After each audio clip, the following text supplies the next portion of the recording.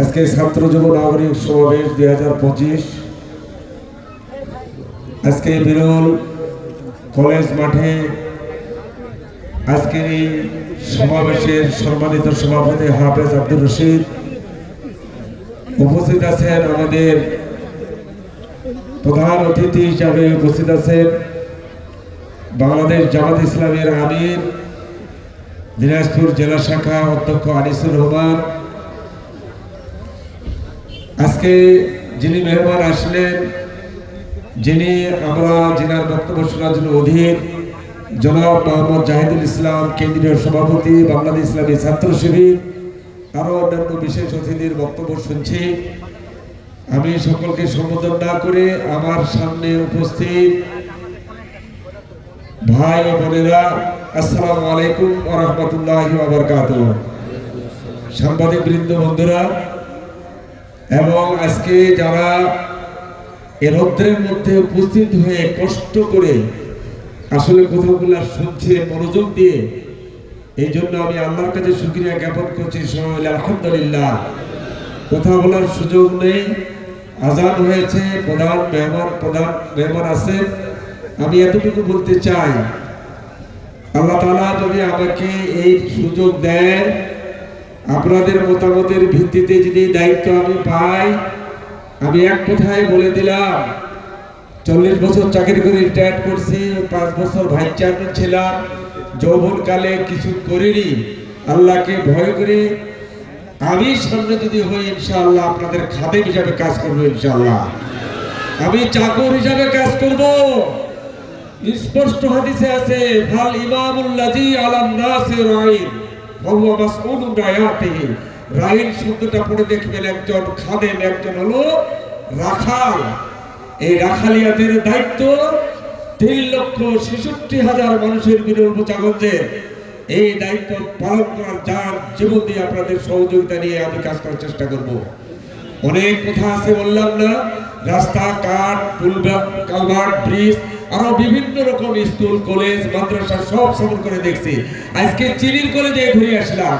চিনির কলটাকে ইনশাআল্লাহ আমরা সামনে প্রায় 2000 শ্রমিক এখানে নির্যাতিত, নিপীড়িত হয়ে তাদের চাকরি গিয়ে কষ্ট করে আমরা ইনশাআল্লাহ সামনে সর্বপ্রথম সিদ্ধান্তগঞ্জ চিনির কলকে চালু করার জন্য সার্বিক চেষ্টা করবো। ইনশাআল্লাহ স্থল বন্দরের জন্য চেষ্টা করবো। ইনশাআল্লাহ আপনাদের নিয়ে অনেক কথা আছে, আমরা সব কাজ করার চেষ্টা করব।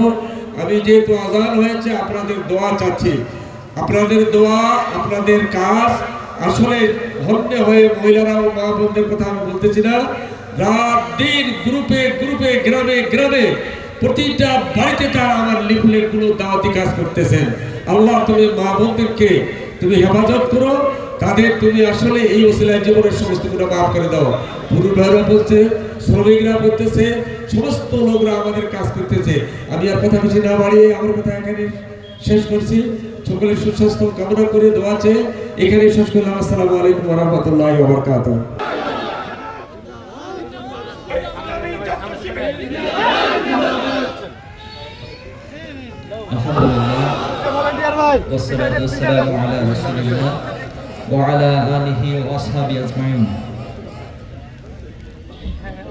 বিরল ও বোচাগঞ্জ উন্নয়ন ফোরাম কর্তৃক আয়োজিত আজকের এই ছাত্র, যুবক এবং নাগরিক সমাবেশের সম্মানিত প্রধান অতিথি, অত্র আসনের দাঁড়িপাল্লা মনোনীত প্রার্থী, আমাদের সকলের শ্রদ্ধেয় জনাব আফজালুল আনা, উপস্থিত বিভিন্ন রাজনৈতিক নেতৃবৃন্দ, ইসলামী ছাত্র শিবিরের দায়িত্বশীল বৃন্দ, সাংবাদিক বন্ধুগণ, পর্দার ওপাশে আমার মা এবং বোনেরা, এবং সংগ্রামী বিরল এবং বোচাগঞ্জের ছাত্র জনতা এবং নাগরিক বৃন্দ, আসসালামু আলাইকুম ওয়া রাহমাতুল্লাহি ওয়া বারাকাতুহু। আপনারা সবাই ভালো আছেন? আলহামদুলিল্লাহ। আল্লাহ তাআলা শুকরিয়া আদায় করছি, আল্লাহ তাআলা আপনাদের এই সুন্দর আয়োজনে আমাদেরকে উপস্থিত হওয়ার, আপনাদের সাথে সাক্ষাতের, সম্পৃক্ত হওয়ার সুযোগ দিয়েছেন। এজন্য আল্লাহর কাছে শুকরিয়া আদায় করছি, আলহামদুলিল্লাহ।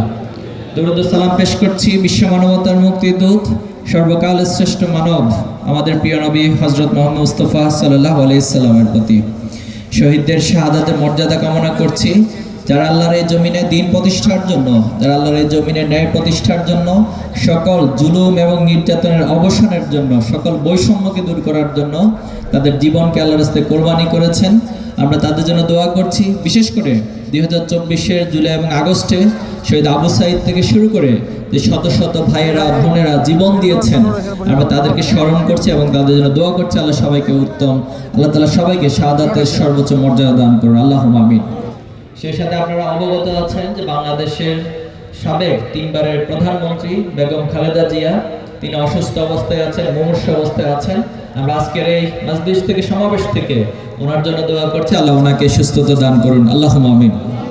সংগ্রামী দিনাজপুরবাসী, সংগ্রামী বিরল এবং বোচাগঞ্জবাসী, আপনারা নিঃসন্দেহে অবগত আছেন যে বাংলাদেশের এই জমিনে, এই ভূখণ্ডে দীর্ঘদিন যাবৎ মানুষ অন্যায়, শোষণ, জুলুম, নির্যাতনের বিরুদ্ধে লড়াই করেছে, সংগ্রাম করেছে, জীবন দিয়েছে। কিন্তু তারা কখনো কোনো বাতিলের কাছে, কোনো জালিমের কাছে, কোনো আধিপত্যবাদীদের কাছে, কোনো সাম্রাজ্যবাদীদের কাছে মাথা নত করে নাই। সেই উপনিবেশিক আমল থেকে যদি আমরা লক্ষ্য করি, এখানে বালাকোটের প্রান্তরে শহীদ আহমদ বেরলভী, শহীদ ইসমাইল শহীদরা জীবন দিয়েছেন। হাজী শরীয়তুল্লাহ এখানে আন্দোলন করেছেন, সংগ্রাম করেছেন, লড়াই করেছেন ব্রিটিশদের বিরুদ্ধে। তিনি সকলকে জাগিয়ে তুলেছেন, সোচ্চার হয়েছিলেন। শহীদ তিতুমীর বাঁশের কেল্লা তৈরি করে লড়াই করেছেন, জীবন দিয়েছেন। কিন্তু এরপরও উপনিবেশিক শাসনের কাছে কখনো তারা মাথা নত করে নাই। সেই লড়াই সংগ্রামের মধ্য দিয়ে 1947 সালে আমরা অবশেষে উপনিবেশিক সেই শাসন থেকে, কলোনি থেকে আমরা মুক্ত হয়েছি। কিন্তু এরপরে আমরা স্বপ্ন দেখেছিলাম যে এই রাষ্ট্রে, এই উপমহাদেশে একটি ন্যায় ইনসাফের উপর রাষ্ট্র কাঠামো তৈরি হবে এবং রাষ্ট্রের মধ্য দিয়ে এই ভূখণ্ডের মানুষের যে প্রত্যাশা সেটা পূরণ হবে। কিন্তু সেখানে আমরা দেখেছি রাজনৈতিক অদূরদর্শিতা এবং যারা এই পাকিস্তান, পূর্ব পাকিস্তান এবং পশ্চিম পাকিস্তান নেতৃত্ব দিয়েছেন, তাদের মধ্যে উদারতা এবং অদূরদর্শিতার কারণে এখনও আমাদের স্বপ্নভঙ্গ হয়েছে। অবশেষে 1971 সালে বাংলাদেশের শ্রমিক, মেহনতি মানুষ, কৃষক, ছাত্র জনতা সকলে ঐক্যবদ্ধভাবে 9 মাসের রক্তক্ষয়ী যুদ্ধের পর এই বাংলাদেশকে স্বাধীন করেছিল। কিন্তু আমরা দেখলাম স্বাধীনতার পরে কি হলো, একটি দল পুরো স্বাধীনতার ক্রেডিটকে তার নিজের গ্রিপের মধ্যে, নিজের পকেটে তুলে নিল এবং স্বাধীনতাকে তারা তাদের ব্যবসায়িক উপকরণ, চেতনার কাঠ বানিয়ে এ সমাজে লুটপাটের রাজনীতি কায়েম করেছিল। আমরা দেখেছি যারা গণতন্ত্রের কথা বলেছিল, গণতন্ত্র কায়েমের কথা বলেছিল, 70-এর নির্বাচনে জয়ী হওয়ার পরে গণতান্ত্রিকভাবে ক্ষমতা হস্তান্তরের কথা বলেছিল, সে শেখ মুজিবই বাকশাল কায়েম করে সকল রাজনৈতিক দলগুলোকে নিষিদ্ধ করে স্বৈরাচারের ভূমিকা পালন করেছিল। আমরা দেখেছিলাম তিনি রক্ষী বাহিনী গঠন করেছে। রক্ষী বাহিনী গঠন করে যারা বিরোধী দলের ছিল, বিরোধী মতের ছিল, তাদেরকে নির্মমভাবে শত শত হাজার হাজার বিরোধী দলের নেতাকর্মীদেরকে হত্যা করেছিল। সেই 1974 সালে দুর্ভিক্ষ হয়েছিল, যে সমাজের, যে রাষ্ট্রের আমরা জানি এখানে বলা হতো যে গোলা ভরা ধান, পুকুর ভরা মাছ, অথচ এমন একটা রাষ্ট্রে তার সম্পদগুলোকে লুটপাট করে পার্শ্ববর্তী রাষ্ট্রে পাচার করা হয়েছিল এবং নিজেদের সম্পদের পাহাড় করেছিল দুর্নীতির মাধ্যমে। অথচ মানুষগুলো, আমাদের এই সমাজের মেহনতি মানুষগুলো না খেয়ে সে সময় মারা গিয়েছিল। এজন্য আজ পর্যন্ত সেই দুর্ভিক্ষের কারণ আমাদের কাছে যথাযথভাবে স্পষ্ট হয় নাই। অদূর ভবিষ্যতে ইনশাআল্লাহ এই দুর্ভিক্ষের কারণ উদ্ঘাটিত হবে। এভাবে করে বারবার এই রাষ্ট্রে, এই সমাজে মানুষ তার মুক্তির জন্য জীবন দিয়েছে। সর্বশেষ আমরা দেখেছি যে জুলাই এবং আগস্টে দীর্ঘ ফ্যাসিবাদ থেকে মুক্ত করার জন্য, যেখানে খুনি হাসিনা তার অপশাসনকে কায়েম করার জন্য আলেম ওলামাদেরকে হত্যা করেছে, সাংবাদিকদেরকে হত্যা করেছে, এই সমাজের রাহবারদেরকে, রাজনৈতিক নেতৃত্বদেরকে, যারা দূরদর্শীভাবে এই সমাজকে এগিয়ে নিয়েছিল, এই রাষ্ট্রকে এগিয়ে নিয়েছিল, তাদেরকে হত্যা করেছিল। এবং যারাই উনি হাসিনার ফ্যাসিবাদের বিরুদ্ধে কথা বলেছিল, অন্যায়ের প্রতিবাদ করেছিল, তাদেরকে হয়তো খুন করেছে, নয়তো গুম করে আয়নাঘরে নিয়ে গিয়েছে, নতুবা নির্চরম নির্যাতনের মধ্য দিয়ে তাদেরকে জেলখানায় কাটাতে হয়েছে। অবশেষে 2024-এর জুলাই এবং আগস্টে পুরো ছাত্র জনতা জেগে উঠেছিল। সে সময় আমরা দেখেছি যখন পাবলিক বিশ্ববিদ্যালয়ের শিক্ষার্থীরা আক্রান্ত হলো, তখন আমাদের প্রাইভেট বিশ্ববিদ্যালয়ের ভাইয়েরা এগিয়ে আসলেন। যখন প্রাইভেট বিশ্ববিদ্যালয় আক্রান্ত হলো, তখন স্কুল কলেজ সকলে এগিয়ে আসলো। যখন স্কুল কলেজের ছাত্ররা আক্রান্ত হলো, তখন মাদ্রাসা শিক্ষার্থীরা এগিয়ে আসলো। যখন আমাদের ভাইয়েরা আক্রান্ত হলো তখন আমাদের বোনেরা এগিয়ে আসলো। যখন আমাদের বাবারা আক্রান্ত হয়েছিল তখন আমাদের মায়েরা এগিয়ে এসেছিল। এভাবে করে পুরো একটা জাতি যখন জাগরণের মধ্য দিয়ে অন্যায়ের বিরুদ্ধে, জুলুমের বিরুদ্ধে সোচ্চারভাবে দাঁড়িয়ে গেল, তখনই আমরা দেখলাম আমরা জীবন দিয়েছি, রক্ত দিয়েছি, কিন্তু অবশেষে খুনি হাসিনার পতনের মাধ্যমে খুনি হাসিনা এই রাষ্ট্র থেকে পালিয়ে যেতে বাধ্য হয়েছিল।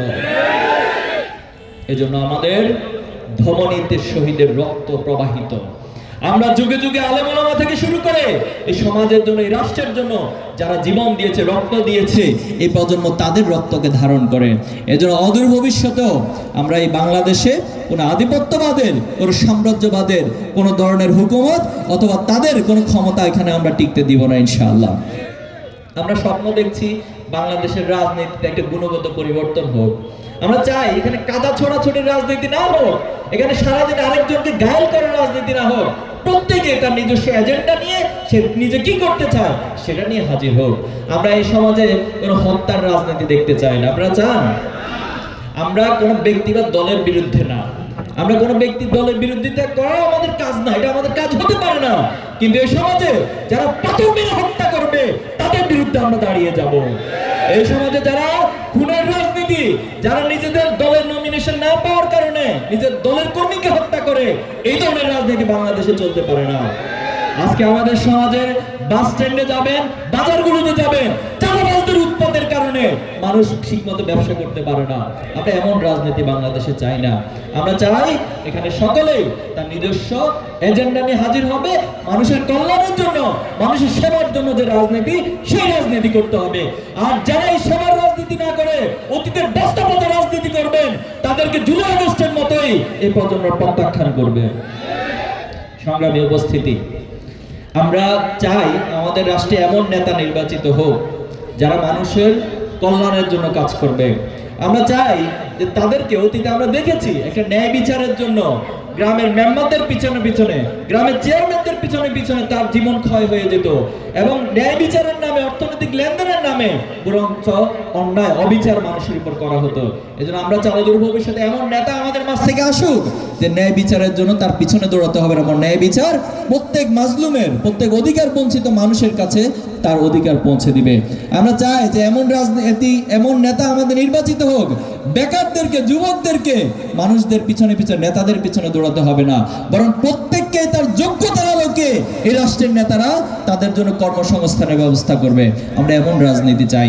আমরা চাই এমন একটি বাংলাদেশ গড়ে উঠুক। এই উত্তরাঞ্চলে আমরা জানি যে কৃষি অর্থনীতি হিসেবে বাংলাদেশ সবচেয়ে বেশি ভূমিকা পালন করে দিনাজপুর সহ উত্তরাঞ্চলের মানুষ, অথচ উন্নয়নের দিক থেকে যদি চিন্তা করি সবচেয়ে বেশি অবহেলিত হয়েছে উত্তরাঞ্চলের মানুষগুলো। এজন্য আমরা চাই আগামী দিনে যে নেতা নির্বাচিত হবে তিনি শুধুমাত্র লুটপাটের রাজনীতি করবে না, তিনি মানুষকে ব্যবহার করে তার নিজের সম্পদের পাহাড় করবে না, বরং নিজের সম্পদ যা কিছু আছে, রাষ্ট্রের সম্পদ যা কিছু আছে, সব কিছু দিয়ে মানুষের উন্নয়নের জন্য কাজ করবে ইনশাআল্লাহ। আমাদের মায়েরা, বোনেরা অতীতে এই রাষ্ট্রের জন্য ভূমিকা রেখেছে, জুলাই আগস্টেও ভূমিকা রেখেছে। বাংলাদেশের যে কোনো উন্নয়নের ক্ষেত্রে আমাদের মায়েরা, বোনেরা ভূমিকা রেখে থাকে। কিন্তু দুর্ভাগ্যজনক হচ্ছে একটি শ্রেণী প্রোপাগান্ডা চালায় যে যখন ভালো মানুষগুলো, সৎ মানুষগুলো, ইসলামপন্থী মানুষগুলো ক্ষমতায় আসবে তখন নারীদেরকে নাকি অধিকার থেকে বঞ্চিত করা হবে। তারা খুব ভালো করে ইতিহাস পড়ে নাই।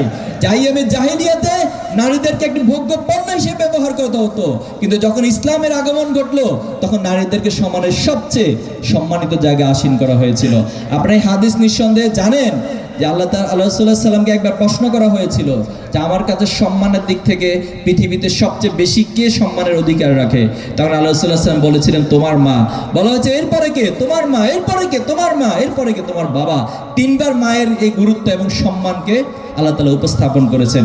এজন্য আমরা আমাদের মায়েদেরকে বলবো যে যদি ইসলামপন্থীরা এবং সত্যপন্থীরা এই সমাজে নেতৃত্বে আসে তাহলে সবচেয়ে নারীদেরকে সম্মান দেওয়া হবে, অধিকার দেওয়া হবে। আসুন আমরা অতীতের বস্তাপচা রাজনীতিকে পরিহার করে আগামী দিনে এই প্রজন্মের চাহিদার আলোকে একটি সুন্দর সমৃদ্ধ বাংলাদেশ গড়ার জন্য সৎ নেতৃত্বকে বাছাই করে। দিনাজপুরে সৎ নেতৃত্ব আছে?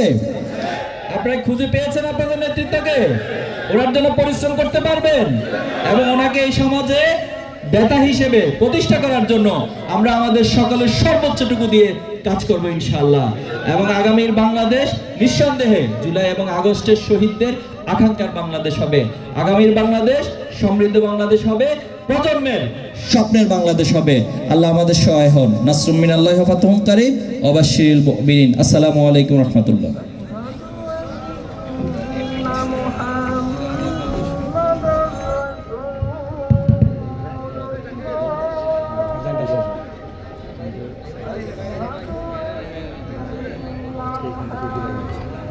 ধন্যবাদ। আজকের এই প্রোগ্রামের সংগ্রামী প্রধান আলোচক ইসলামী ছাত্র শিবিরের মহতারাম কেন্দ্রীয় সভাপতিকে অনেক কষ্ট করে আজকের এই বিরলের এই সরকারি